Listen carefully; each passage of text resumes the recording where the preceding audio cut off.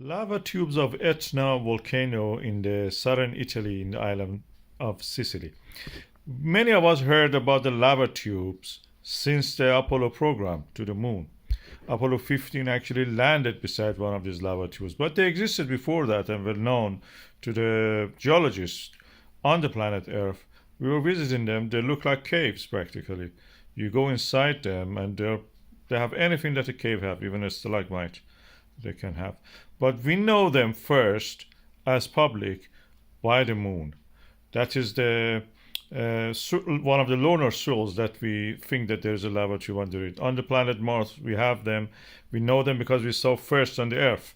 On the moon, they exist like that. You see a chain of craters like this. We actually have landed beside one of them, as I told that Apollo 15 did that. Beside the Hadley Reel, it is a lava tube. The roof of it has collapsed.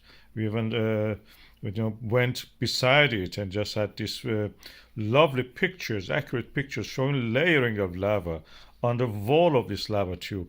Only 1 kilometer wide. It is quite big in the Earth standards.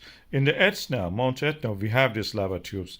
Recent eruption of the Mount Etna was not pyroclastic or anything. We had lava flows. These lava flows were flowing out of one of the flanks of the volcano, and they were most of the course they were hidden. You could not see them at the surface.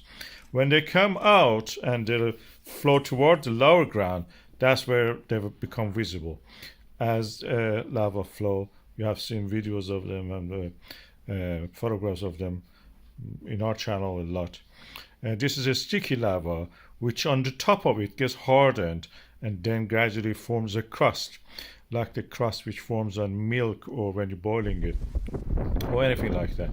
As you can see here, they're all the time coming out of the this volcanic